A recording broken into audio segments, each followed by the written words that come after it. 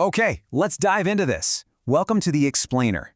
Today, we're taking a really close look at Section 13, and honestly, we're deconstructing the absolute foundation of the Income Tax Act. Now, if you're a CA student or a tax professional, you already know the Act can feel like this massive, impenetrable labyrinth sometimes, right? So here's the big question. How exactly does the Income Tax Act classify every single rupee you earn?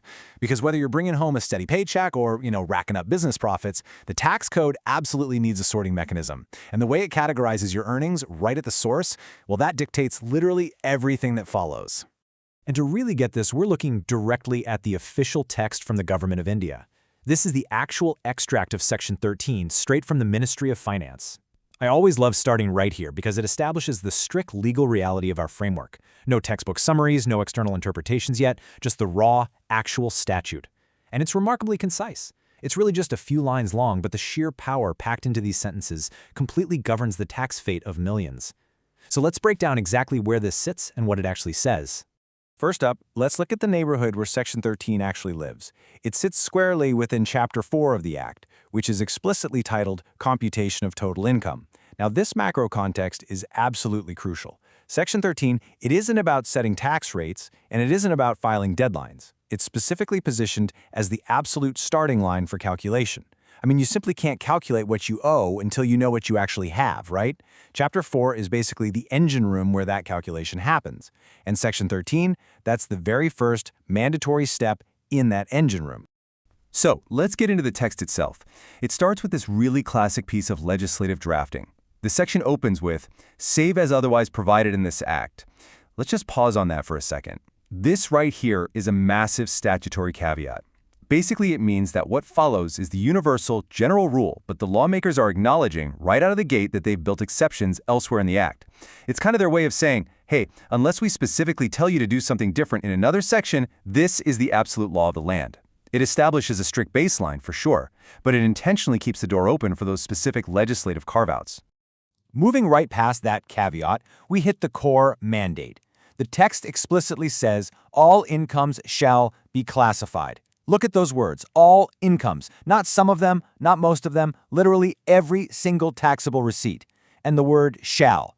Any tax pro knows that in legal terms, shall leaves absolutely zero room for debate, flexibility, or choice. It is an absolute directive.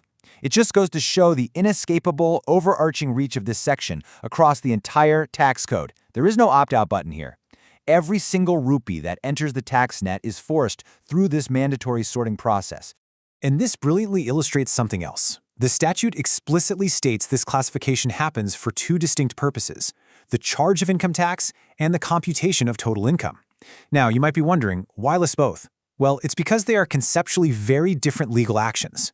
The charge is the actual legal authority to tax that income in the first place, whereas the computation is all about the mathematical mechanics, figuring out exactly how much of it is taxable after applying specific rules.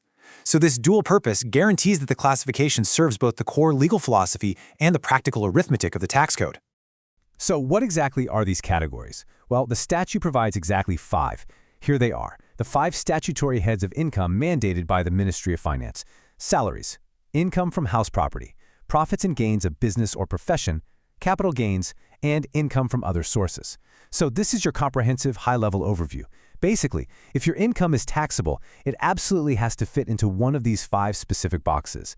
Getting that correct head classification is huge because it dictates your specific deductions and your entire tax treatment. And remember, there is no 6th box. The whole architecture of income classification rests entirely on these 5 pillars. Let's move to the first one and see how this builds. Head A is simply and legally designated as salaries. Now, this one is usually the most straightforward for people to grasp, right? It's the designated home for any income arising from an employer-employee relationship. But we aren't just talking about your basic base salary here. This officially includes your bonus, your gratuity, pension, allowances, and those perquisites. By isolating salaries as the very first head, the Act essentially establishes a specific set of standard deductions and rules that apply strictly to the paycheck earning population, totally separate from business owners or active investors. Now moving right along to the second category, and ensuring we follow the exact statutory sequence laid out by the Ministry of Finance, we have Head B, income from house property. Now this head captures income from the ownership of buildings or lands appurtenant thereto, but here's the catch. This isn't just your actual rental income from a commercial or residential tenant. It actually includes the deemed earning capacity of a property you own, too. So why quarantine the specific type of income? Well, because property income naturally behaves a lot differently than a monthly salary, and therefore it requires its own totally unique computation mechanics and completely distinct deductions. Now, what's really interesting about this next one is the precise phrasing. The third head is profits and gains of business or profession. Notice how it doesn't just broadly say business income.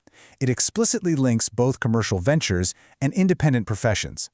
So whether you're earning trading profits from a manufacturing plant, collecting professional receipts, or say, earning consultancy fees as a freelancer, this right here is your statutory bucket for your economic enterprise. And as you tax professionals definitely know, getting classified into this specific head unlocks arguably the single most complex set of deduction rules in the entire Act. Transitioning over to the fourth category, we have Head D, cleanly and simply titled Capital Gains within the text. This is where the Act captures the income arising specifically from the transfer of capital assets. Think about it. If you buy a piece of land, or shares, mutual funds, gold, or commercial property, and you later sell them for a profit, that income definitely doesn't belong in salaries or standard business profits. It is a highly distinct economic event, a capital gain, and classifying it right here ensures it gets subjected to specific holding period rules and entirely different tax rates altogether. Finally, we conclude this categorical breakdown with the fifth and final head, income from other sources. Honestly, this is the great residual catch-all of the Income Tax Act. It's the vital safety net of Section 13. Remember a little earlier when we noted that all income shall be classified?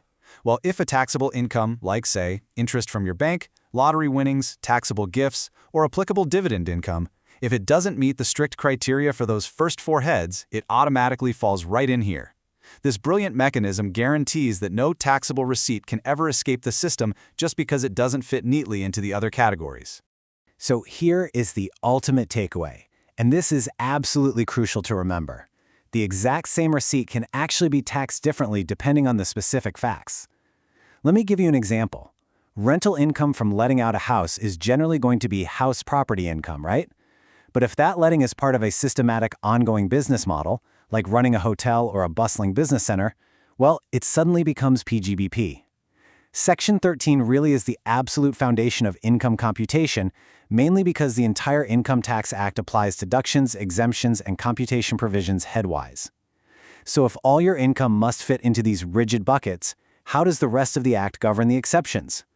How do specific, nuanced exemptions actually interact with this rigid structural mandate? Well, that is a massive question for next time. Keep analyzing the architecture.